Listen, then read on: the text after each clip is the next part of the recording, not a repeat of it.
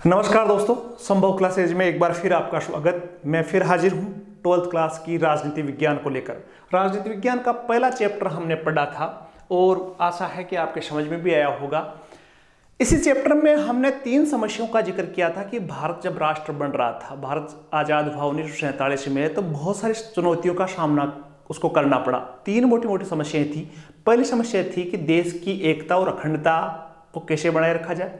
दूसरी जो समस्या थी कि लोकतंत्र, जो भारत में लोकतंत्र है, उसको कैसे बहाल किया जाए। और जो तीसरी मोटी समस्या थी कि भारत के सभी वर्गों का, जो भारत में रहने वाले लोग हैं, उनके सभी वर्गों का विकास ढंग से हो। इन 3 समस्याओं का जिक्र इस किताब में है। हमने देश की एकता और अखंडता की जो चर्चा है वो फर्स्ट चैप्टर में की कि किस प्रकार देशी रियासतों का एकीकरण भारत में हुआ। उसमें हमने हैदराबाद के बारे में पढ़ा, उसमें हमने मणिपुर के बारे में पढ़ा, और किस प्रकार भारत और पाकिस्तान का जो विभाजन हुआ वो कैसी परिस्थितियों में हुआ, किस प्रकार लोग इधर से उधर भागे, इस पे भी हमने चर्चा की। अब देखो, दूसरी जो मोटी समस्या आ रही थी भारत में लोकतंत्र स्थापना की। मैंने कहा कि जब भी भारत का राष्ट्रीय आंदोलन जो चल रहा था, भारत आज़ादी का प्रयास जब कर रहा था, तो सभी नेता इस मामले में एकमत थे कि भारत में क्या स्थापित करना है, लोकतंत्र स्थापित करना है। अब 1947 में आज़ाद हो गया और उस समय अस्थायी मंत्रिमंडल भी बना दिया गया, प्रधानमंत्री भी बना दिया गया, संविधान सभा उसके साथ साथ चलती रही। 1950 में जब संविधान कंप्लीट हुआ, 26 जनवरी 1950 को कंप्लीट हुआ, तो यह अपेक्षा की जाने लगी कि भारत में अब क्या होना चाहिए, चुनाव। तो इस पार्ट में हम समझेंगे कि भारत में चुनाव किस प्रकार हुए, कौन कौन सी वहां समस्याएं हैं चुनाव करवाने में, और साथ ही साथ अगले 3 चुनाव जो थे उनमें क्या क्या रिजल्ट रहे, और उस समय कौन कौन सी जो नई नई पार्टियां थी वो कौन कौन सी बड़ी, इस पर हम डिटेल से, और उन पार्टियों से रिलेटेड नेता कौन से थे, 3 चीजों में हम चर्चा करने वाले हैं। इस पार्ट में ध्यान से समझेंगे। पहली बात, चुनाव जो शुरुआत में हुए वो कौन सी परिस्थितियों में हुए, कौन कौन सी कठिनाई आई, पहली चीज सीखेंगे। दूसरी चीज सीखेंगे कि इन 3 चुनाव, फर्स्ट जो 3 चुनाव, पहले आम चुनाव जो 3 थे, 1952, 1957, 1962 के जो चुनाव थे, उनके बारे में हम समझेंगे कि इनका रिजल्ट कैसा रहा, और उस समय भारत में कौन कौन सी पार्टियां किस प्रकार बनी थी। काफी इंपॉर्टेंट चैप्टर है, 12th क्लास के लिए भी इंपॉर्टेंट है। साथ ही आप देखना कि आगे भविष्य में जितने भी एग्जाम होंगे या भारत की राजनीति को आपको समझना है, तो इस चैप्टर से आपकी समझ में आएगी। तो ध्यान से स्टार्ट करते हैं। चैप्टर का जो पहला सेकंड चैप्टर जो 12th क्लास में है, उसका नाम है एक दल के प्रभुत्व का दौर। चैप्टर का नाम से ही पता चल रहा है कि एक दल का प्रभुत्व का दौर। इसमें हम समझेंगे कि शुरुआत में जो भारत आजाद हुआ तो उसके शुरुआती समय में क्या हुआ कि एक ही पार्टी का वर्चस्व था, बाकी कोई पार्टियां थी नहीं। छोटी मोटी पार्टियों का गठन जरूर था, लेकिन राजनीतिक वर्चस्व नहीं था, केवल एक पार्टी। और वो एक पार्टी कौन सी थी? कांग्रेस। तो हम पढ़ेंगे कि कांग्रेस का वर्चस्व कैसे रहा पहले 3 चुनावों में। तो चैप्टर का नाम है एक दल के प्रभुत्व का दौर। एक दल का मतलब है यहां कांग्रेस से आप मान सकते हैं कि कांग्रेस का प्रभुत्व कैसा रहा। ध्यान से देखेंगे, पहला एक कार्टून दे रखा है बुक्स में, उसी को समझना है अपने को। कार्टून में आप देख रहे हो, एक कार्टून है शंकर का, एक व्यक्ति कार्टूनिस्ट है शंकर, उनका ये कार्टून है। और इसमें आपको दिख रहा होगा कि जवाहरलाल नेहरू दौड़ रहे हैं और जवाहरलाल नेहरू को पकड़ने वाला भी जवाहरलाल नेहरू ही है। अर्थात इस कार्टून को देख के अपने दिमाग में ये आता है कि उस समय कांग्रेस, और कांग्रेस में भी जवाहरलाल नेहरू एक ऐसे व्यक्ति थे कि उसको रोकने वाला या उसके विपक्ष में कोई था ही नहीं। विपक्ष भी कांग्रेस थी और पक्ष में भी कांग्रेस, अर्थात छोटी दूसरी जो पार्टियां थी उनका कोई वजूद ही नहीं था। तो इस कार्टून को, जिसको बोलते हैं डोंट स्पेयर मी शंकर, इस नाम से कार्टून जारी किया था शंकर ने। इस कार्टून को समझोगे वही इस पार्ट में आएगा। एक और कार्टून भी आप देखोगे कि यहां देखो कांग्रेस पार्टी है, कांग्रेस पार्टी के नेताओं को इसमें दिखाया गया एक पेड़ पे बैठे हैं और बहुत सारे दूसरे व्यक्ति हैं, वो इस पेड़ को गिराने का प्रयास कर रहे हैं। इसमें भी ये दिख रहा है कि कांग्रेस पार्टी एक मजबूत आधार स्तंभ थी। जब देश आजाद हुआ, उसको गिराने के लिए अलग अलग छोटी छोटी पार्टियां जुड़ी थी, लेकिन फिर भी इस पेड़ को टस से मस नहीं कर पाई। तो इस कार्टून से ये दिख रहा है। तो दोनों कार्टूनों से एक ही बात समझ में आ रही है कि शुरुआती जो भारत आजाद हुआ था, शुरुआती जो साल थे, उनमें कांग्रेस का प्रभाव बहुत तगड़ा था। मैं आपको बताऊंगा कांग्रेस का प्रभाव क्यों था, और यहीं से हम समझेंगे, तब जाके हम 2021 की राजनीति को समझ पाएंगे। दोनों कार्टूनों को हमने देखा। उसके बाद में पार्ट को स्टार्ट करें तो स्टार्ट में आप देखना कि जब भारत आजाद हुआ तो भारत के सामने ये बात थी कि लोकतंत्र स्थापित किया जाए। भारत के साथ साथ बहुत सारे देश दूसरे महायुद्ध के बाद में संसार में अलग अलग जगह आजाद हुए, लेकिन ज्यादातर देशों ने लोकतंत्र को अपनाया नहीं, वहां लोकतंत्र स्थापित ढंग से हुआ नहीं। तो इसी को हम समझेंगे। देखो क्या लिख रखा है कि दूसरे महायुद्ध के बाद अधिकतर औपनिवेशिक देशों में लोकतंत्र का रास्ता चुना। बहुत सारे देशों ने लोकतंत्र का रास्ता उस समय आजाद होते ही चुना। रास्ता थोड़ा परेशानियों से भरा हुआ था जो लोकतंत्र अपनाया गया जिन देशों ने, तो वहां ये कोई अच्छा रास्ता, सीधा रास्ता नहीं था। लोकतंत्र अपना तो लिया, लेकिन समस्याएं डेफिनेट सब देशों के सामने आई। परंतु जिन विदेशों में इस रास्ते को चुना वे सब आगे चलकर लोकतंत्र के इतिहास में एक सुनहरा युग साबित हुआ, और जिन देशों ने लोकतंत्र को अपनाया और यही लोकतंत्र आगे उनका भविष्य बनाता है। एक नेता वह पार्टी के हाथ में शासन व्यवस्था कायम होना तानाशाही व्यवस्था कहलाती है। और ज्यादातर देशों में देखोगे आप तो जब एक पार्टी का शासन स्थापित हो और उस पार्टी में भी एक व्यक्ति का प्रभाव हो तो वहां क्या पैदा होती है, तानाशाही पैदा होती है। और दूसरे विश्व युद्ध के बाद में देखा जाए तो बहुत महत्वपूर्ण था दूसरा विश्व युद्ध। एक तरफ दुनिया की बड़ी तेजी से पूंजीवादी व्यवस्था जिसका नेतृत्व अमेरिका कर रहा था, और दूसरी तरफ समाजवादी गुट था, उसका नेतृत्व आप सबको पता है कि सोवियत संघ कर रहा था। तो दो अलग अलग धड़े बटे हुए थे। उस स्थितियों में भारत और भारत जैसे देश आजाद हुए। देखो बहुत सारी समस्याएं थी, लोकतंत्र स्थापित करने की समस्या तो थी, लेकिन विश्व परिदृश्य में दो गुट बने हुए थे। और जब भी नया देश कोई आजाद हो रहा था तो उसके सामने बड़ी विकट समस्या थी कि अमेरिका गुट में शामिल हूं या सोवियत संघ गुट में शामिल हूं, तो ये भी समस्या थी। अब देखो दूसरी तरफ ब्रिटेन के चंगुल से आजाद देश अपना स्वतंत्र अस्तित्व तलाश कर रहे थे, लेकिन भारत जैसे देश थे वो ये चाह रहे थे कि ब्रिटेन से हम आजाद तो हो गए लेकिन अब आजाद बने रहे, न तो अमेरिका गुट में रहे और न सोवियत गुट में रहे, हम स्वतंत्र रहे। तो ऐसी स्थिति में थी। इस स्थिति का फायदा उठाते हुए कुछ दक्षिणी एशियाई देशों में से कुछ यूरोपीय देशों की शासन व्यवस्था का पूर्ण प्रभावी नियंत्रण नेता के समूह ने अपने हाथ में ले लिया।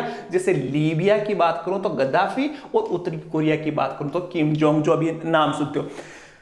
पैराग्राफ का सारांश यह है कि भारत जब आजाद हुआ तो उसके साथ अन्य देश भी आजाद हुए, लेकिन दो रास्ते थे उस समय। या तो लोकतंत्र स्थापित कर लो जिसका परिणाम अच्छा था लेकिन स्थापित करना थोड़ा कठिन था, और या फिर तानाशाही स्थापित कर लो।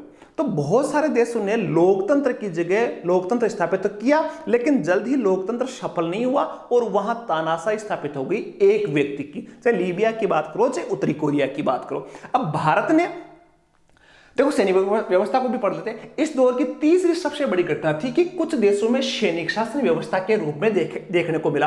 अनेक देशों में सैनिक व्यवस्था कायम हुई। लोगों के न केवल मौलिक अधिकारों का हनन किया गया बल्कि लोगों के मूलभूत अधिकारों से भी उनको वंचित रखा गया। जैसे पाकिस्तान की बात करें, वहां लोकतंत्र स्थापित हुआ, ज्यादा दिन चल नहीं पाया, और वहां क्या हुआ, 1947 के बाद लगातार सैनिक शासन देखने को मिला था। जनरल याहिया खान की बात करो जो पाकिस्तान में सैनिक शासन था, या जनरल परवेज मुशर्रफ जो बाद में बने थे। तो इस प्रकार के एग्जाम्पल भी पाकिस्तान में देखने को मिले, अर्थात वहां लोकतंत्र स्थापित नहीं हुआ। तो कई जगह सैनिक शासन स्थापित हुआ, कई जगह तानाशाही स्थापित हुई। लेकिन भारत की कहानी दूसरी थी कि यहां न तो तानाशाही स्थापित हुई और न ही कभी सैनिक शासन स्थापित हुआ। तो इसी चीज को हम इस पार्ट में समझेंगे। यहां देखो जब 1947 में जब आजाद हुआ भारत, तो सबसे बड़ी समस्या थी चुनाव। पहला जो चुनाव करवाना था, आप सबको अंदाजा, अभी जो चुनाव चल रहे हैं, अभी ईवीएम से चुनाव हो रहा है, हो सकता है पहले बैलेट पेपर से चुनाव होता था, उससे पहले कोई अलग तरीका से चुनाव होता था। तो जब 1947 में आजाद हुआ तो एक इलेक्शन कमेटी का निर्माण किया गया था। इलेक्शन कमेटी का निर्माण किया गया और पूरा देश की जो जनता थी वो इस इलेक्शन कमेटी से अपेक्षा, इस कार्टून में आप देख रहे हो कि जो इलेक्शन कमेटी में जवाहरलाल नेहरू बैठे हैं, सरदार वल्लभ भाई पटेल बैठे हैं, ठीक है, बहुत सारे नेता बैठे। देखो नाम भी आपको इसमें नीचे लिख रखे हैं। 1952 की एक कमेटी है जिसमें नेहरू है, मोरारजी देसाई है, रफी अहमद किदवई है, बीसी रॉय है, कामराज है, ठीक है, बहुत सारे नेता इस कमेटी में थे 1952 की कमेटी में। और जनता ये अपेक्षाएं कर रही थी कि ये कमेटी जो है वो भारत में एक अच्छा और निष्पक्ष चुनाव करवाएगी। तो इस कार्टून से ये देखने को मिलता है। बात करेंगे, देखो हमने बात की थी कि जो लोकतंत्र है, तीन रास्ते थे जब भारत आजाद हुआ, या तो लोकतंत्र स्थापित कर लो, या फिर तानाशाही व्यवस्था स्थापित कर लो, या फिर वहां सैनिक शासन स्थापित कर लो। अब ये दोनों व्यवस्थाएं तो थोड़ी खराब थी, ठीक है, लेकिन इसको इजीली अपनाया जा सकता था। और भारत ने कौन सा रास्ता चुना? लोकतंत्र, क्योंकि लोकतंत्र से क्या होता है, जनता की भलाई होती है। मैंने तीसरा बिंदु बताया था आपको कि भारत के जो तीन रास्ते थे, एक लोकतंत्र स्थापित करना और एक सभी का विकास करना, तो ये रास्ता जो था लोकतंत्र स्थापित करने का, वो रास्ता भारत ने अपनाया। देखो ध्यान से समझेंगे तो भारत में लोकतंत्र के लिए क्या हुआ, 1950 में एक चुनाव, मैंने अभी शुरुआत में आपको कहा था कि जो भारत का संविधान है वो 26 जनवरी 1950 को बनकर तैयार हो गया, और सभी लोग अपेक्षा कर रहे थे कि भाई अब नया क्या होगा, चुनाव होगा, क्योंकि पहले 1950 से पहले जवाहरलाल नेहरू की अध्यक्षता में अस्थायी मंत्रिमंडल था, और उसके बाद में निर्धारित हुआ कि भाई अब संविधान बन गया है 26 जनवरी को, तो अब क्या होना चाहिए, चुनाव होने चाहिए। और चुनाव कौन करे? जनता। तो भारत का संविधान की मैंने बात बताई, 26 नवंबर 1949 को अंगीकृत हुआ, 24 जनवरी को हस्ताक्षर हुए, 26 जनवरी को लागू हुआ। तो चुनाव करवाने के लिए 1950 में एक आयोग की स्थापना हुई, जिसको बोलते हैं चुनाव आयोग, ठीक है। और चुनाव आयोग के प्रथम चुनाव आयुक्त बने सुकुमार सेन, याद रख लेना, प्रथम चुनाव आयुक्त थे सुकुमार सेन।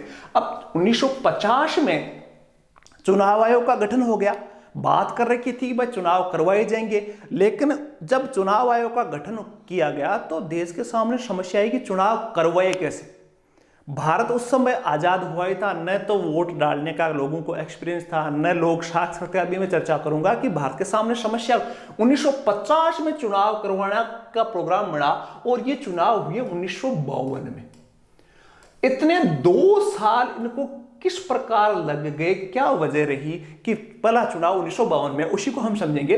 ध्यान से देखना आप,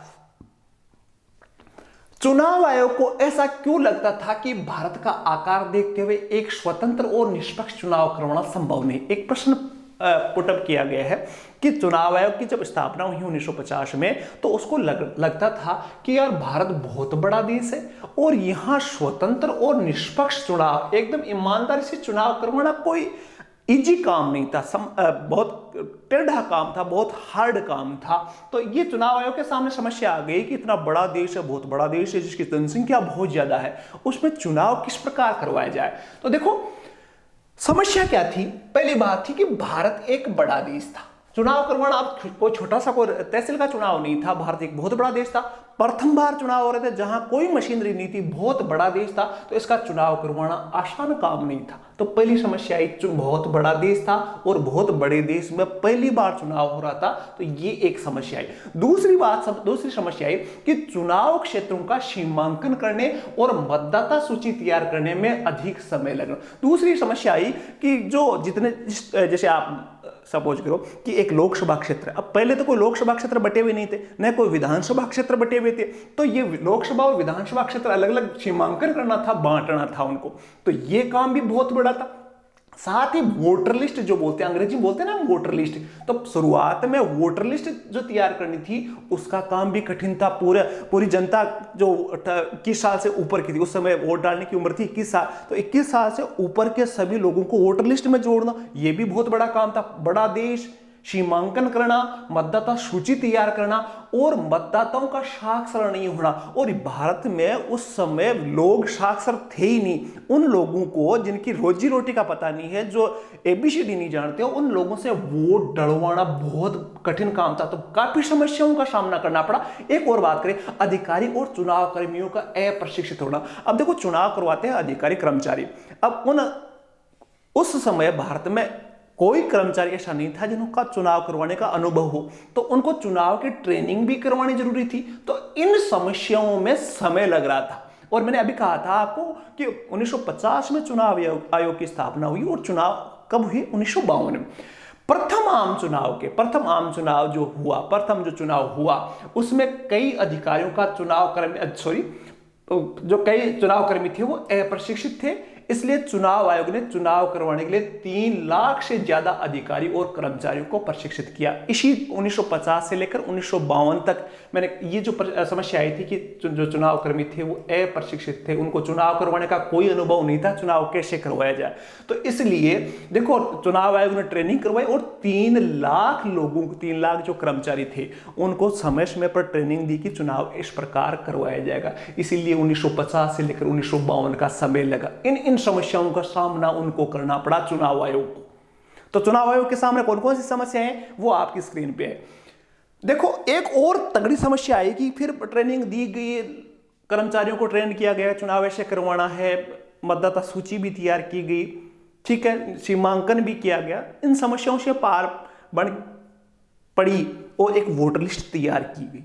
अब वोटर लिस्ट जब तैयार की गई तो वहां देखने को मिला कि जब वोटर लिस्ट तैयार होकर चुनाव की सोची जा रही थी उस समय अला की बेटी फलां की बीवी, एक समस्या आ गई, एक मुहावरा भी बन गया था, अला की बेटी फलां की बीवी। इसका मतलब यह था कि जब वोटर लिस्ट को देखा गया तो बहुत सारे लोगों का, देखो ध्यान से समझाऊंगा मैं, इस चुनाव आयोग में मतदाता सूची जो थी वो प्रथम प्रारूप प्रकाशित हुआ। आज भी होता है कि कोई भी चुनाव जब होता है तो उससे पहले वोटर लिस्ट में जो नाम जुड़ते हैं, नाम कटते हैं, उनका चुनाव से पहले प्रकाशित करवाए जाते हैं कि इनका नाम है।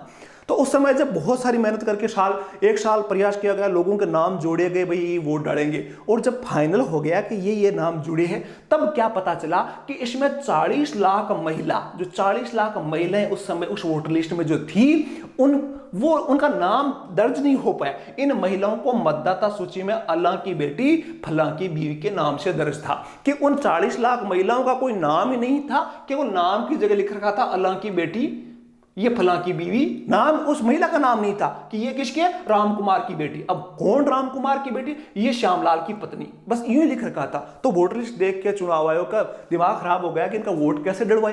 तो इसीलिए एक मुहावरा बढ़ा कि अल्लाह की बेटी फलां की बीवी, केवल पत्नी का नाम लिख रखा था, ये इसकी पत्नी, ये इसकी पत्नी।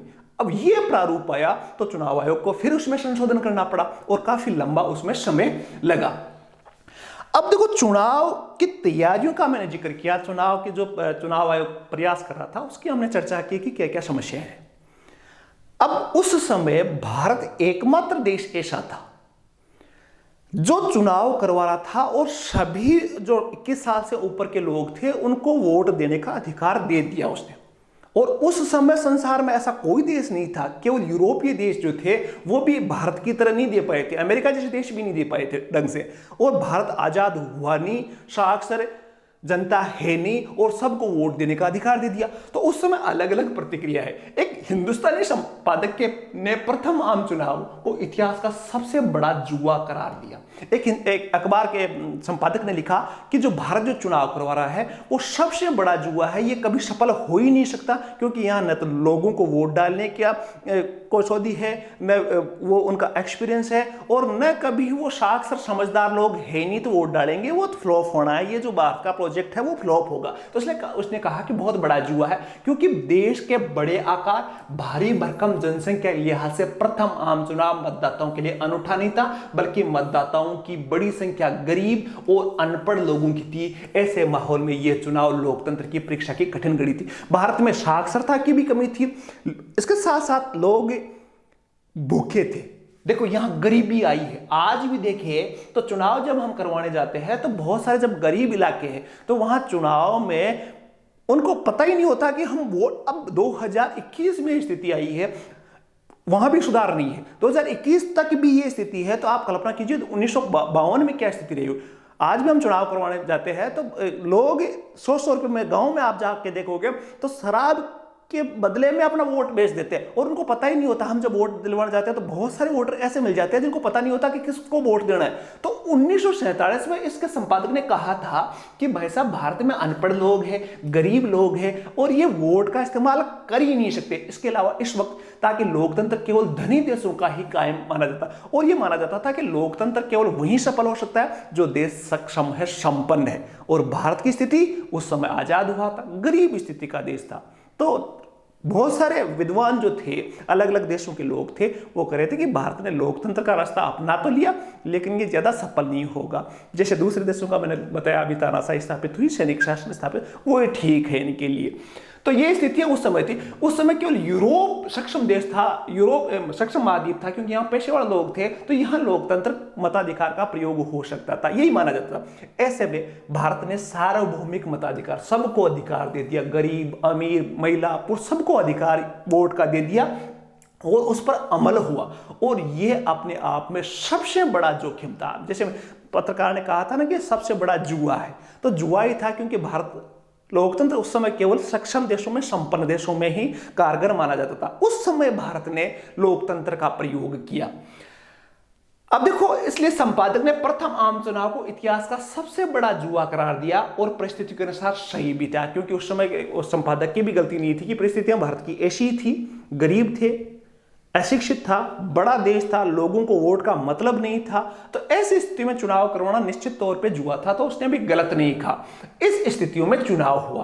प्रथम आम चुनाव की यदि स्थिति हम देखें, तो प्रथम आम चुनाव में आप देखोगे तो लगभग 17 करोड़ मतदाता थे। उस वोटर लिस्ट जो तैयार हुई उसमें वोटर कितने थे? 17 करोड़ वोटर थे। ठीक है, विधायकों का, विधानसभा के चुनाव भी उस समय साथ हो रहे थे, तो उस समय 3200 विधायकों, ठीक है, संसद के सदस्य थे 400 निवासी, लोकसभा के सदस्य, उनका चुनाव होना, और साक्षरता भारत की थी मात्र 15%। गांवों में तो 0% ही मान लो आप, शहरों में ये 15% भी केवल शहरों तक थी। तो इतना बड़ा चुनाव था और वो करवाना था। चुनाव आयोग ने उस समय की मैं बात करूं, अभी आप चुनाव में देखते हो ईवीएम मशीन से वोटिंग होती है।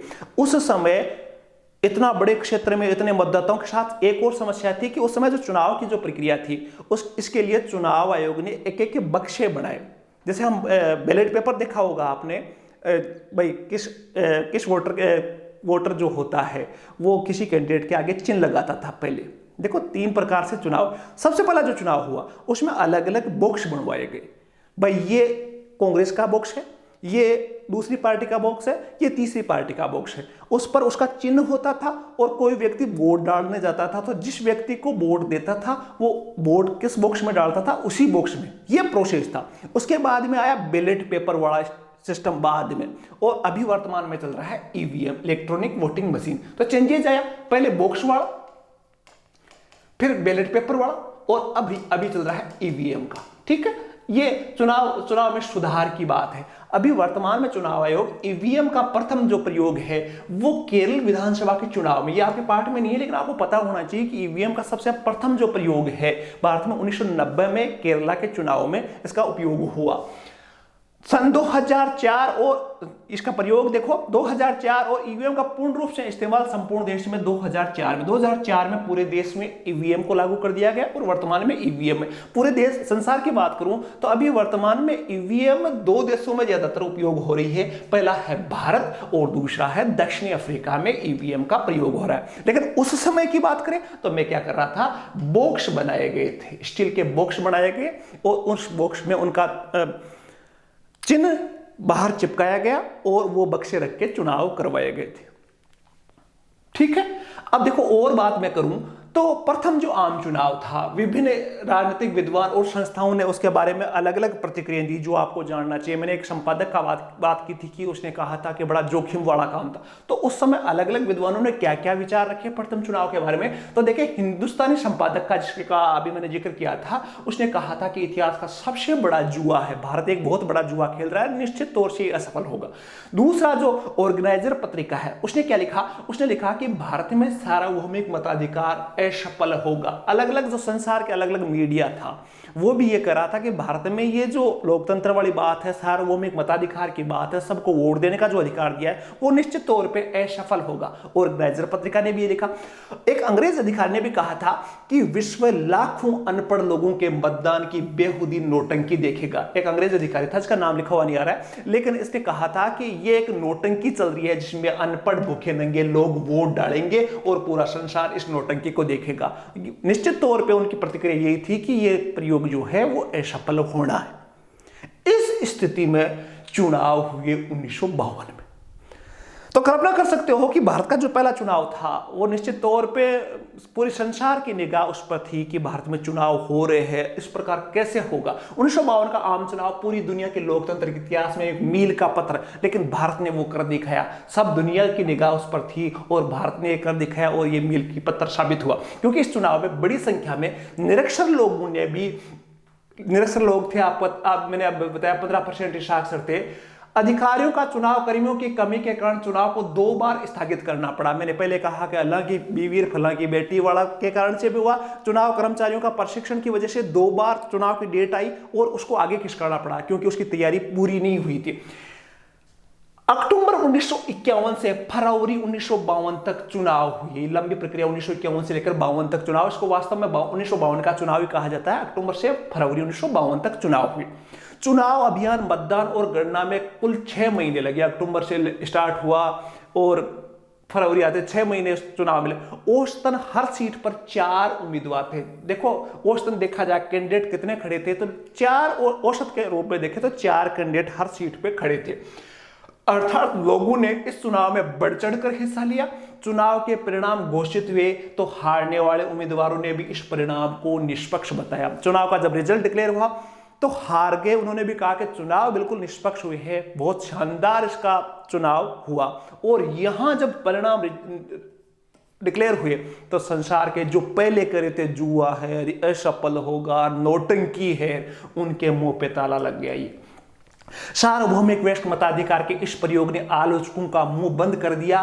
टाइम्स ऑफ इंडिया ने भी माना कि इन चुनावों के परिणामों ने उन सभी आलोचकों के संदेश पर पानी फेर दिया है जो सार्वभौमिक वयस्क मताधिकार की शुरुआत को देश के लिए जोखिम का सौदा मान रहे थे। उस समय देश भी इस प्रयोग से हैरान था, इसलिए 1952 का चुनाव पूरी दुनिया के लोकतंत्र के इतिहास में एक मील का पत्थर। पूरे संसार ने मान लिया कि चुनाव बहुत अच्छे हुए, निष्पक्ष हुए और आलोचकों के मुंह पे ताला लग गया, चुनाव करवा दिए गए। अब देखते हैं हम चुनाव तो हो गए, लेकिन चुनाव का देखते हैं रिजल्ट क्या रहता है। प्रथम जो चुनाव आयोग की थोड़ी सी इसकी चर्चा मैं कर लूं।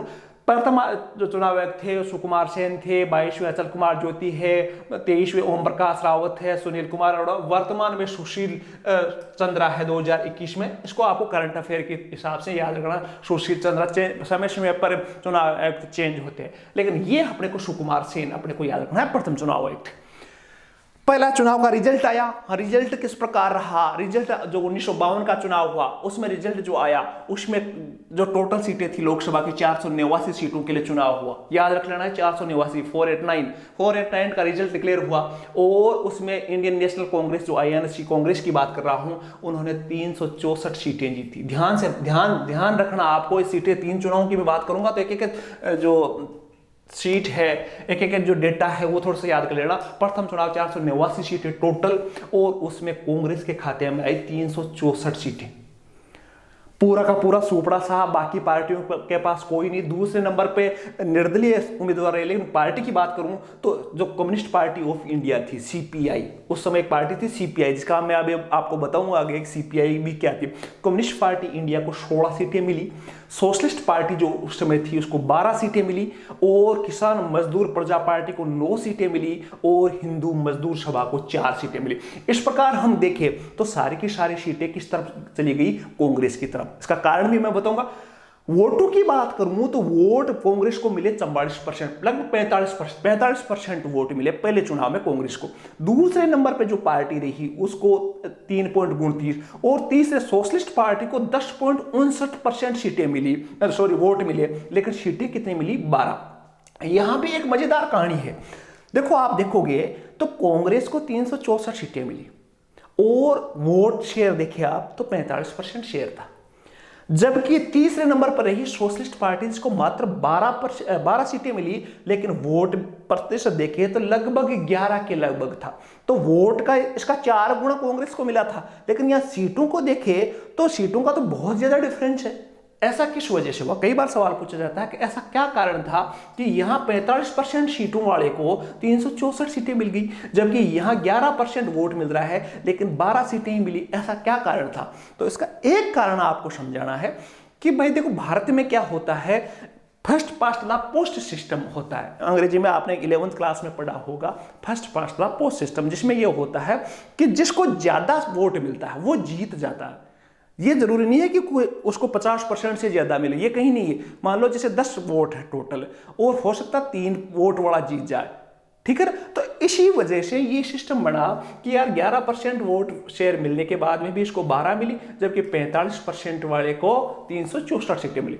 लेकिन मोटे तौर से इसको देखा जाए तो इसमें आपको साफ क्लियर होता है कि 245 सीटें बहुमत के लिए चाहिए और कांग्रेस को कितनी मिली, 364। अर्थात कांग्रेस को मेजोरिटी बहुमत वर्चस्व, जो पहले कार्टून में जवाहरलाल नेहरू देख रहे थे, जवाहरलाल नेहरू, तो वो स्थिति इसमें आई और प्रधानमंत्री बने भारत के प्रथम प्रधानमंत्री जवाहरलाल नेहरू। प्रथम लोकसभा चुनाव की हमने बात की।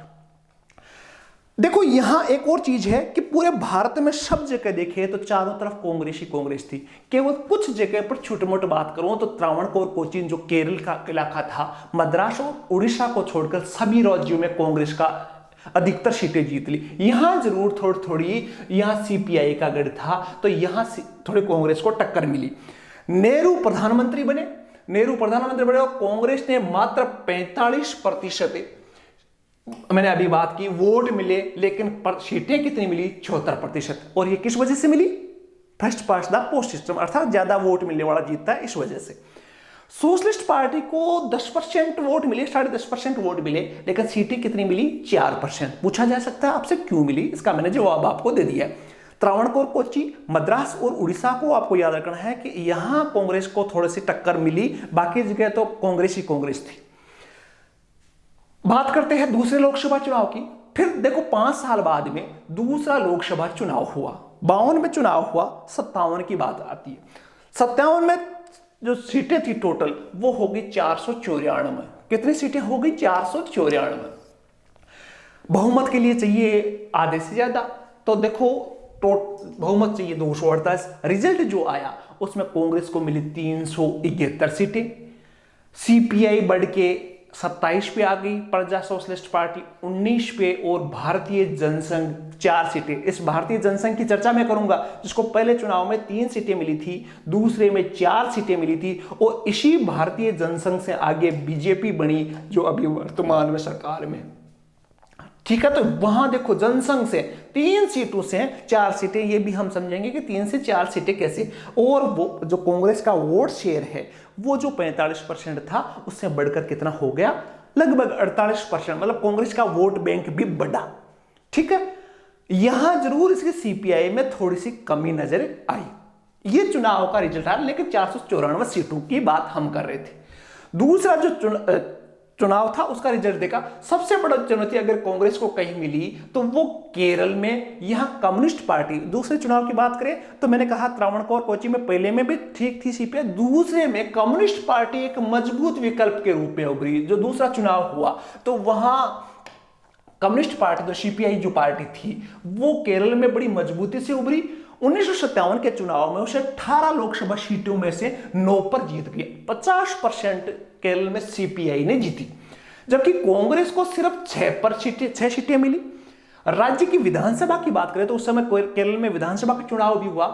चुनाव में 126 सीटों में से सीपीआई ने 60 सीटें जीत ली, मतलब लगभग 50% के आसपास सरकार बनाने की स्थिति में आ गई। कुछ दूसरे सहयोगियों के साथ उन्होंने सरकार बना ली और मुख्यमंत्री केरला के बने ई.एम. नंबूरीपाद, ये मुख्यमंत्री बन गए 57 में। और ये कांग्रेस को पहला झटका था कि किसी राज्य में गैर कांग्रेसी सरकार बनी। तो कई बार सवाल पूछा जाता है कि पहली गैर कांग्रेसी, किसी राज्य में गैर कांग्रेसी सरकार कब बनी, तो 1957 में केरल में मुख्यमंत्री बने ई.एम. नंबूरीपाद। अब ये 1957 में मुख्यमंत्री बन तो गए, लेकिन भाई सरकार तो केंद्र में कांग्रेस की थी, जवाहरलाल नेहरू प्रधानमंत्री थे। तो आप सबको पता है कि उनको केवल 2 साल तक शासन बड़ी मुश्किल से करने दिया और 1959 में केरल में राष्ट्रपति शासन लगाकर इनको हटा दिया गया। और ये राष्ट्रपति शासन जो होता है ये आज भी विवाद का है और केंद्र के पास एक पावरफुल अस्त्र है ये, जब किसी मुख्यमंत्री को हटाए। कई बार न्यायालय में इसका विवाद भी रहता है कि ये हटाया गया, वो सही हटाया गया कि नहीं हटाया गया, लेकिन इनको हटा दिया गया। ये था दूसरा चुनाव। बात करते हैं तीसरा चुनाव जो था 1962 का जो चुनाव था, तो उसमें कांग्रेस 361 सीटें, टोटल सीटें 494 ही रही, और टोटल जो सीटें कांग्रेस को मिली वो थी 361 सीटें। वोट शेयर इसका घटा, कांग्रेस का उस समय वोट शेयर 44.72 रहा। सीपीआई ने और 29 सीटें ली, स्वतंत्र पार्टी 18, जनसंघ 14 और ये 12।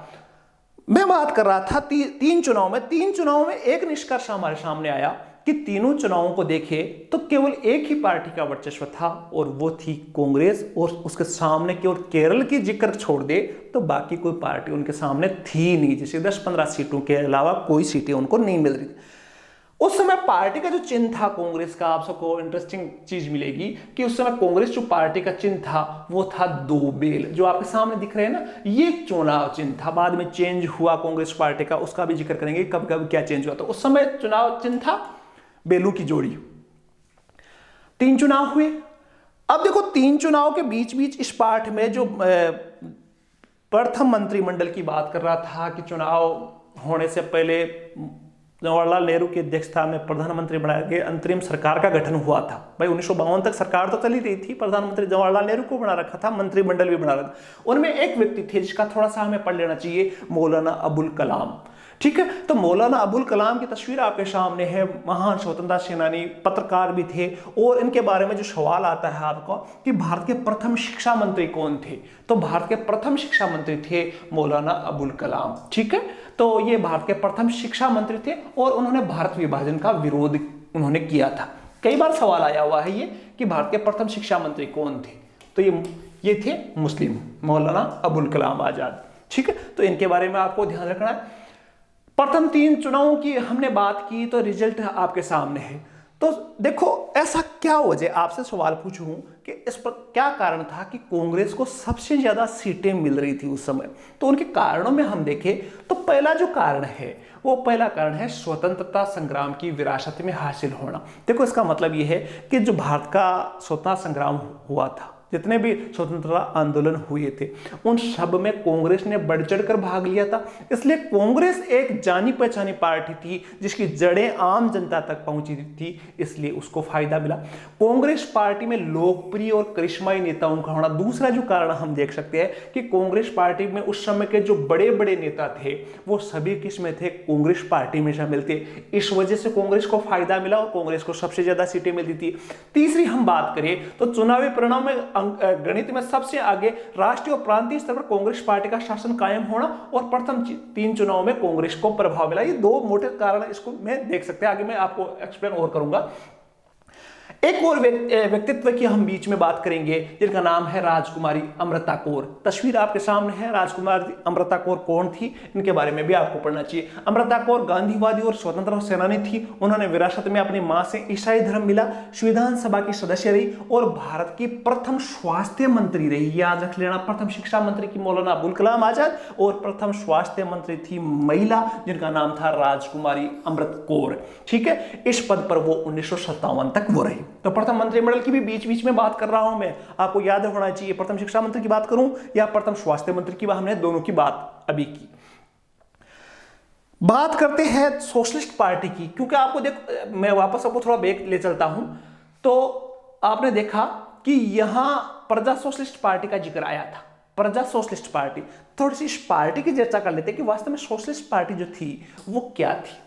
ध्यान से समझना आप, सोशलिस्ट पार्टी का जिक्र हम कर लेते हैं। इसकी स्थापना 1934 में कांग्रेस के अंदर, सोशलिस्ट पार्टी जो थी वो 1934 में इसका गठन किया गया था, लेकिन कांग्रेस से अलग नहीं थी। कांग्रेस के अंदर ही एक छोटा सा गुट बना हुआ था जिसको बोलते हैं सोशलिस्ट पार्टी, अर्थात कांग्रेस के सदस्य ही सोशलिस्ट पार्टी के सदस्य होते थे 1934 में कांग्रेस के अंदर। लेकिन 1948 में, जब 1948 में कांग्रेस ने संविधान में परिवर्तन किया कि एक ही व्यक्ति कांग्रेस के जो अंदर है वो 2 पार्टियों का सदस्य नहीं हो सकता, ये संविधान बनाया गया, तो मजबूरन सोशलिस्ट पार्टी अलग हो गई कांग्रेस से 1948 में।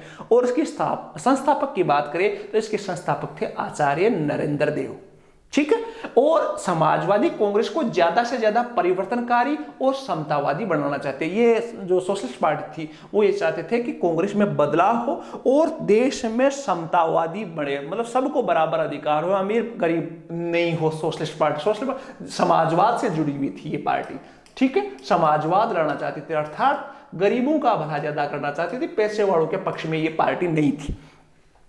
सोशल पार्टी के अभी वर्तमान में देखें तो इसी सोशल पार्टी का कई विभाजन हुए, और वर्तमान में पार्टी में देखें तो जो समाजवादी पार्टी है ये भी सोशलिस्ट पार्टी से निकल कर आई है, जो आरजेडी है वो भी सोशलिस्ट पार्टी से निकल कर आई है, जनता दल यूनाइटेड जेडीयू है वो भी सोशलिस्ट पार्टी से निकल आई है, और जनता दल सेक्युलर ये अभी वर्तमान में पार्टियां है। इनकी जड़ें देखें तो ये सारी सोशलिस्ट पार्टी से निकलकर पार्टियां आई हुई है। देखो सोशलिस्ट पार्टी में भी अलग अलग प्रकार की पार्टियां जुड़ी हुई थी, कई पार्टियां उसमें शामिल भी हुई, जैसे किसान मजदूर पार्टी, प्रजा सोशलिस्ट पार्टी, संयुक्त सोशलिस्ट पार्टी, ठीक है। और ये 3-4 पार्टी इसमें मिली थी और ये 3-4 पार्टी इनसे बाहर निकल कर आई, तो ज्यादा मोस्ट नहीं है।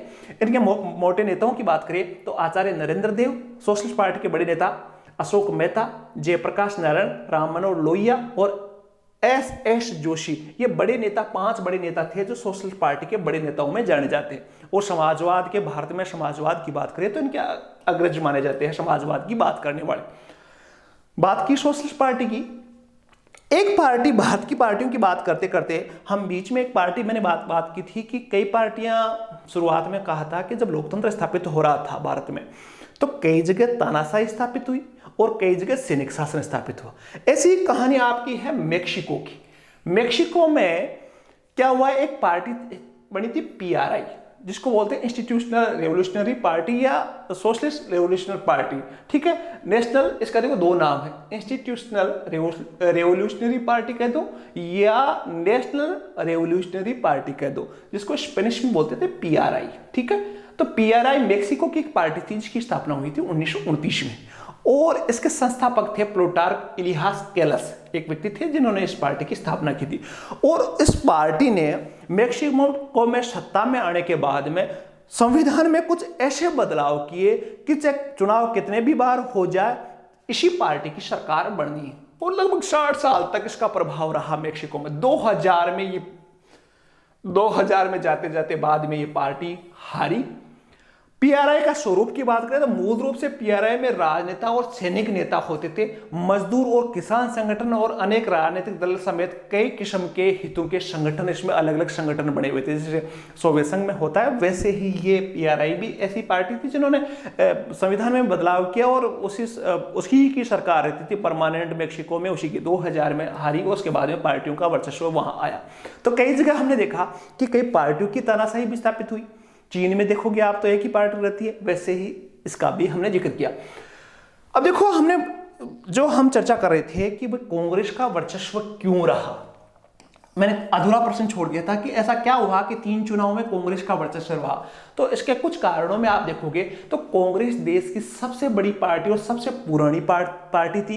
ये सब, इसका संगठन जो था मजबूत था। संगठन का मजबूत से आप यूं समझ सकते हो कि इसमें पैसे वाले उद्योगपति भी शामिल थे। शुरुआत में जो कांग्रेस पार्टी की स्थापना हुई वो मतलब समाज के उच्च वर्ग के व्यक्ति उसमें शामिल थे, लेकिन धीरे धीरे इसका विकास होता गया। उसमें मजदूर भी थे, ठीक है, किसान भी उसमें शामिल थे, क्योंकि जो भारत के राष्ट्रीय आंदोलन थे उसमें लोग जुड़ते गए और सब प्रकार के लोग उसमें शामिल रहे, और इस वजह से उसका संगठन मजबूत हुआ। और जिस पार्टी का संगठन मजबूत होता है सफलता तो उस चुनाव में उसी को मिलती है, तो उसका संगठन मजबूत था। और इसमें लोकप्रिय नेता शामिल थे, जैसे पंडित जवाहरलाल नेहरू जैसे नेता थे, तो वो कांग्रेस में थे, इसलिए कांग्रेस को सफलता मिली। कांग्रेस को आज़ादी विरासत में हासिल थी, ठीक है। जो भारत को आज़ादी दिलवाने का प्रयास था उसमें कांग्रेस सबसे आगे थी, इसलिए लोगों के मन में बसी हुई थी, इसलिए कांग्रेस को सफलता मिली। इस पार्टी में सभी वर्गों के लोगों का समर्थन था। मैंने बात की अभी, पूंजीपति हो, किसान वर्ग हो, समाजवादी हो, रेडिकल हो, सारे जितने भी संसार के अलग अलग विचारधारा होती है वो सब कांग्रेस में शामिल थे, इसलिए इसको सफलता मिली। पंडित जवाहरलाल नेहरू जैसे करिश्माई नेतृत्व ऐसे शामिल थे, और कांग्रेस पार्टी को आपको पता 1885 में स्थापना हुई थी। और कुछ कारण ऐसे थे जिस वजह से, इन कारणों को आप गिना सकते हो जिसकी वजह से कांग्रेस पार्टी को ज्यादा सफलता मिली। देखो हम बात कर रहे थे 1957 में केरल की बात, तो केरल की बात मैंने आपको बताई कि कौन से मुख्यमंत्री थे, वापस आपका रिपीट हुआ। कांग्रेस किन अर्थों में एक विचारधारात्मक गठबंधन था? कांग्रेस में मौजूद विभिन्न विचारधारात्मक उपस्थिति का उल्लेख कीजिए। ये आपसे सवाल पूछा जा सकता है कि कांग्रेस किस अर्थों में एक विचारधारात्मक गठबंधन था। 20वीं सदी में कांग्रेस द्वारा जन आंदोलन, देखो ये विचारधारात्मक गठबंधन कैसे था कि 20वीं सदी में कांग्रेस द्वारा जन आंदोलन का स्वरूप हासिल करना, कांग्रेस का सामाजिक आधार बढ़ा, कांग्रेस समाज के प्रत्येक वर्ग से जुड़ी हुई पार्टी थी, स्थानीय स्तर पर लोगों का कांग्रेस पार्टी में अलग अलग शामिल होते रहते थे और कांग्रेस के अंदर भी अलग अलग सामाजिक समूह थे। इस वजह से कांग्रेस एक विचारधारात्मक गठबंधन बना था। एक बड़ा सवाल बनता है, बात करते हैं, मैंने कहा था कि दूसरी जो पार्टी थी सबसे जो ज्यादा सीटें मिलती थी वो पार्टी थी सीपीआई। ठीक है, सीपीआई की बात करें तो सीपीआई की स्थापना सन 1941 में की गई। कम्युनिस्ट पार्टी ऑफ इंडिया की बात करें, संस्थापक थे ए.के. गोपालन, नाम याद रख लेना। 1941 में ए.के. गोपालन ने इसकी स्थापना की थी और इसका उद्देश्य था कि देश की समस्याओं के समाधान के लिए साम्यवाद की राह अपना लेनी चाहिए। साम्यवाद जो रूस से प्रभावित था और रूस की जो नीतियां थी उससे प्रभावित था। और जब 1950 के आसपास आते आते कम्युनिस्ट पार्टी ने हथियारबंद आंदोलन चालू कर दिया था ताकि लोगों को, जैसे मजदूरों को और किसानों को अधिकार मिले, लेकिन सेना द्वारा उसको दबा दिया गया और उसके बाद में राजनीति में सक्रिय हो गई। तो CPA communist party of India के प्रमुख नेताओं की बात करें तो मैंने बताया संस्थापक थे ए.के. गोपालन। ठीक है, केरल के मुख्यमंत्री जो नंबूरीपाद थे वो भी इसके बड़े नेता थे। अजय घोष भी बड़े नेता थे। एस.ए. डांगे और पी.एस. जोशी जैसे कम्युनिस्ट पार्टी ऑफ इंडिया के नेता थे। 1964 में, ठीक है, इस पार्टी का दो टुकड़े हो गए। ठीक है, क्योंकि चीन और सोवियत संघ के बीच में भी अंतर आ गया था, विभाजन हो गया था, विरोध हो गया था, तो इसका प्रभाव इस कम्युनिस्ट पार्टी पर भी पड़ा। तो एक गुट जो था भारतीय कम्युनिस्ट पार्टी वो रसिया से प्रभावित है और एक है भारतीय कम्युनिस्ट पार्टी ऑफ मार्क्सवादी, जिसको बोलते हैं सीपीआईएम। ये कहां किससे प्रभावित है? चीन से। तो चीन और रूस के बीच में मतभेद हुआ तो इस पार्टी का विभाजन 1964 में दो टुकड़ों में हो गया। वर्तमान में दो पार्टियां हैं, सीपीआई और सीपीआईएम, जिसको मार्क्सवादी बोलते हैं। तो सीपीआई के भी दो टुकड़े हो गए। मैंने बात की थी सीपीआई के जो संस्थापक थे ए.के. गोपालन। तस्वीर देख लो, ए.के. गोपालन कौन थे? ए.के. गोपालन की थोड़ी सी चर्चा कर लेते हैं। केरल के कम्युनिस्ट पार्टी, केरल के नेता थे। सीपीआई का वर्चस्व केरल में ज्यादा था, ज्यादा प्रभाव केरल में शुरुआत से था, 52 के चुनाव से देखो गया। तो केरल में कम्युनिस्ट पार्टी के नेता थे। राजनीतिक जीवन का प्रारंभ किया कांग्रेस के कार्यकर्ता के रूप में 1939 में उन्होंने राजनीतिक करियर चालू किया। फिर उसके बाद 1952 में कम्युनिस्ट पार्टी में शामिल हुए, सांसद बने। 1964 में कम्युनिस्ट पार्टी ऑफ इंडिया में विभाजन के बाद कम्युनिस्ट पार्टी ऑफ इंडिया मार्क्सवादी के मुख्य संस्थापक बन गए। जो सीपीआईएम है उसके संस्थापकों में मान सकते हैं इनको, ए.के. गोपालन को। तो इसके बारे में सरसरी तौर से आपको पता होना चाहिए। बात कर रहा था मैं भारतीय जनसंघ की। आप सबको पता है कि पहले चुनाव में 3 सीटें और दूसरे चुनाव में 4 सीटें। तो जनसंघ की भी बात कर लेते हैं। इंटरेस्टिंग था ये। जो बीजेपी को आप पढ़ेंगे, जब बीजेपी का वर्चस्व पढ़ोगे, बीजेपी को डिटेल से समझोगे तो भारतीय जनसंघ को समझना पड़ेगा। और भारतीय जनसंघ से पहले राष्ट्रीय स्वयंसेवक संघ जो है इससे इसको बढ़ावा मिला था, तो आरएसएस भी से जुड़ा हुआ है। इस दल की स्थापना 21 अक्टूबर 1951 को हुई और पहले चुनाव में मिला था 3 और दूसरे में 4। दिल्ली में हुई इसकी स्थापना। इसके 3 बड़े नेता थे जिनको आपको याद रखना है। एक श्यामा प्रसाद मुखर्जी, जिनके बारे में डिटेल से बताऊंगा। एक थे बलराज मघोक और एक थे दीनदयाल उपाध्याय। 2 बड़े नेताओं के नाम याद रखना, श्यामा प्रसाद मुखर्जी और एक दीनदयाल उपाध्याय। इन्होंने 21 अक्टूबर 1951 को इसकी स्थापना की। और इसका जो मुख्य उद्देश्य था वो था कि भारत एक देश है तो भारत की संस्कृति भी एक होनी चाहिए और भारत का धर्म भी एक होना चाहिए। और साथ ही ये मानते थे कि जो जम्मू कश्मीर है उसको स्वायत्तता कुछ नहीं देनी चाहिए और साथ ही पाकिस्तान का इलाज कर देना चाहिए। ये इनकी मांगों में से था कि पाकिस्तान की ज्यादा तरफदारी करने की जरूरत नहीं है, इसको अभी ठिकाना लगाओ। तो इस प्रकार की मांगे लेकर भारतीय जनसंघ की स्थापना हुई। 3 नेता थे बड़े। भारतीय जनसंघ की पृष्ठभूमि की बात करूं तो भारतीय जनसंघ का मानना था कि जो भारत देश है भारतीय संस्कृति और परंपरा के आधार पर आधुनिक, प्रगतिशील और ताकतवर बन सकता है। उन्होंने कहा कि भारत एक देश है, इसकी संस्कृति और धर्म भी एक होना चाहिए और जब धर्म और संस्कृति एक होगी तो भारत अपने आप ताकतवर बनेगा। जनसंघ ने भारत और पाकिस्तान को एक करके अखंड भारत बनाने की बात कही और उन्होंने कहा था कि पाकिस्तान को वापस भारत और पाकिस्तान को मिलाकर एक कर लेना चाहिए और अंग्रेजी को यहां से भारत से हटाकर हिंदी को राष्ट्रभाषा बनानी चाहिए। ठीक है, एक संस्कृति की बात की और उन्होंने आंदोलन भी किया था। इस पार्टी ने धार्मिक और सांस्कृतिक अल्पसंख्यकों को रियायत देने की बात का विरोध किया। उन्होंने कहा कि जो मुसलमानों को जो सरकार रियायत दे रही है, छूट दे रही है, वो बिल्कुल नहीं दी जानी चाहिए, अल्पसंख्यकों को कोई रियायत नहीं देनी चाहिए। भारत में रहना है तो एक संस्कृति होनी चाहिए। भारतीय संघ जो जनसंघ की बात कर रहा हूं, तो प्रथम जो चुनाव हुआ उसमें 3 सीटें मिली और दूसरे चुनाव में 4 सीटें, अर्थात शुरुआत में उनको ज्यादा सफलता नहीं मिली। मैंने 2 नेताओं की बात की थी, एक दीनदयाल उपाध्याय, उनमें से नेता थे जनसंघ के। दीनदयाल उपाध्याय की थोड़ी सी चर्चा कर लेते हैं बीच में। दीनदयाल उपाध्याय का जन्म 25 सितंबर 1916 को उत्तर प्रदेश के मथुरा जिले के बंगलाचंद्र भार नामक गांव में हुआ और उनकी मृत्यु 11 फरवरी 1968 को उत्तर प्रदेश के मुगलसराय स्टेशन पर हुई। आश्चर्यजनक स्थिति में इनकी मृत्यु जो है वो आश्चर्यजनक स्थितियों में, आज तक पता नहीं है कि क्या क्या कुछ हुआ था, इसके बारे में अलग से आपको पढ़ना चाहिए मृत्यु की इनकी पूरी जो कहानी थी। सन 1942 में भारतीय जनसंघ जनसंघ के पूर्णकालीन सदस्य थे, भारतीय जनसंघ के संस्थापक सदस्य थे और आरएसएस के प्रथम महासचिव भी थे ये दीनदयाल उपाध्याय। थोड़ी सी डिटेल इनके बारे में अपने को याद रखनी चाहिए। एक नेता और थे जिनका नाम था श्यामा प्रसाद मुखर्जी। श्यामा प्रसाद मुखर्जी जनसंघ के नेता थे, ठीक है, जनसंघ के संस्थापकों में से थे। स्वतंत्रता के बाद ये एक ऐसे व्यक्ति थे जो कांग्रेसी नहीं होने के बाद भी नेहरू मंत्रिमंडल में मंत्री बने, वित्त मंत्री, ठीक है, वित्त मंत्री बने। पाकिस्तान के साथ संबंधों को लेकर हमेशा नेहरू से मतभेद रहा और इस वजह से 1950 में उन्होंने इस्तीफा दे दिया, नेहरू से ज्यादा उनकी बनी नहीं। कश्मीर को स्वायत्त देने के लिए 1953 में वो अटल बिहारी वाजपेयी के साथ, देखो इनकी मृत्यु हुई 23 जून 1953 को, तो इनकी मृत्यु भी बड़ी संदिग्ध है। 1953 में वो जम्मू कश्मीर में जो अलग से उनके लिए प्रावधान थे, तो इसकी वजह से उन्होंने आंदोलन किया था और जेल में चले गए। 40 दिन के लगभग जेल में रहे और उनको जेल में आज तक पता नहीं है जेल में उनकी मृत्यु कैसे हुई, तो उस पर भी आजकल विवाद होता है कि इनकी मृत्यु कैसे हुई थी। तो श्यामा प्रसाद मुखर्जी का हमने डिटेल पढ़ा। एक और पार्टी का जिक्र हम कर लेते हैं जिसकी जिक्र हमने चुनाव में प्रथम दूसरे चुनाव में हमने चर्चा की थी। एक पार्टी थी स्वतंत्र पार्टी, जो आप रिजल्ट देखोगे पहले दूसरे चुनाव में, उसमें एक पार्टी थी स्वतंत्र पार्टी। चुनाव चिन्ह था स्टार, तारा, ठीक है, स्वतंत्र पार्टी का था चुनाव चिन्ह तारा और इसकी स्थापना हुई थी 1959 में और इसके जो संस्थापक थे उनका नाम था सी राजगोपालाचारी। आप सबको पता है इनके बारे में, सी राजगोपालाचारी के बारे में मैं बताऊंगा। सी राजगोपाल स्वतंत्र पार्टी के मुख्य उद्देश्य थे, पार्टी का मानना था कि सरकार अर्थव्यवस्था में कम से कम हस्तक्षेप, ये स्वतंत्र पार्टी चाहती थी कि सरकार ज्यादा से ज्यादा काम नहीं करे, बिल्कुल काम करना ही नहीं चाहिए, हस्तक्षेप नहीं करना चाहिए, पेशे वाले को पेशे वाले बनते रहना चाहिए, गरीबों के लिए ज्यादा कोई प्रयास करना नहीं चाहिए, टैक्स जो है पेशे वालों को टैक्स गरीबों पर खर्च करने की कोई जरूरत नहीं है। अर्थात मोटे तौर से देखें तो ये पूंजीपतियों के पक्ष में थी, ठीक है। इसका मानना था कि समृद्धि सिर्फ व्यक्तिगत स्वतंत्रता के जरिए, और ये मानती थी कि देश में समृद्धि तभी आएगी जब लोगों को स्वतंत्रता दे दी जाएगी, गरीबों को ज्यादा सुरक्षा देने की आवश्यकता नहीं है, जिसमें जो क्षमताएं हैं वो वैसा विकास करे। और इसी वजह से जो जमींदार और पूंजीपति व्यक्ति थे वो इसकी तरफ आकर्षित हुए और प्रथम चुनावों में उसको ठीक ठाक सफलता मिली स्वतंत्र पार्टी को। बात कर रहा था सी राजगोपालाचारी ने इसकी स्थापना की थी।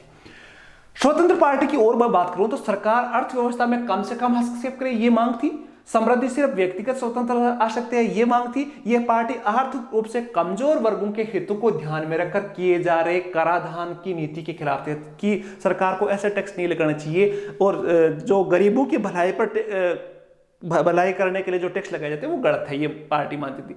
स्वतंत्र पार्टी कृषि में जमीन की हकबंदी, सरकारी खेती और खानदान के व्यापार पर सरकारी ने कहने का मतलब था ये सरकार के किसी भी काम को कंट्रोल, जो उद्योगों में हो, जमीन में जो सरकार कंट्रोल कर रही है, इसके ये पार्टी विरोध में थी।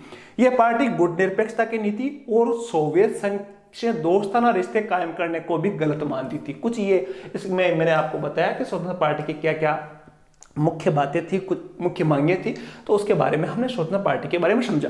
नाम से पता चला स्वतंत्र पार्टी अर्थात व्यक्ति को स्वतंत्र छोड़ दो, मोटी बात ये थी इसकी। बात कर रहे थे सी राजगोपालाचारी इसके संस्थापक थे, तो इसके बारे में पढ़ लेते हैं। कांग्रेस के वरिष्ठ नेता थे, साहित्यकार थे और गांधी जी के बहुत करीब थे। जो भारतीय संविधान सभा के सदस्य रहे और स्वतंत्र भारत के प्रथम गवर्नर जनरल रहे। प्रथम भारतीय गवर्नर जनरल ये थे ये गवर्नर जनरल के पद पर प्रथम भारतीय व्यक्ति थे जो गवर्नर जनरल बने थे।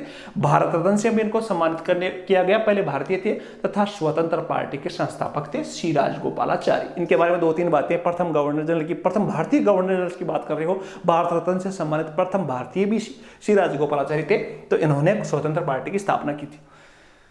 लास्ट में जो वीडियो के लास्ट में देखोगे स्वतंत्र पार्टी की ज्यादातर जो मोटे मोटे नेता थे, जो प्रथम मंत्रिमंडल बना था, जिसमें से हमने शिक्षा मंत्री की बात की थी, वित्त मंत्री की बात की थी, स्वास्थ्य मंत्री की बात की थी, इसके अलावा अनेक नेता जो प्रथम मंत्रिमंडल में थे, इनकी तस्वीर है। एक अलग वीडियो में अलग अलग विभाग, जो किन किन नेताओं को कौन कौन से विभाग थे, वो मैं डालूंगा, तो उसको जरूर देख लेना। ये था आपका दूसरा पार्ट। तीसरा पार्ट लेकर जल्दी हाजिर होंगे। राजनीति, भारत की राजनीति है वो समझना है, तो इसको एक क्रमबद्ध तरीके से 8-9 पार्टों में आपको भारत की राजनीति की समझ ऐसी विकसित हो जाएगी कि आपको हर एक चीज, हर एक घटना, प्रधानमंत्री, सारे राष्ट्रपति जो है वो कभी याद करने की आवश्यकता नहीं पड़ेगी। तो ये था आपका दूसरा पार्ट। तीसरा पार्ट लेकर जल्दी हाजिर होऊंगा। तब तक के लिए धन्यवाद। शुभ रात्रि। जय हिंद।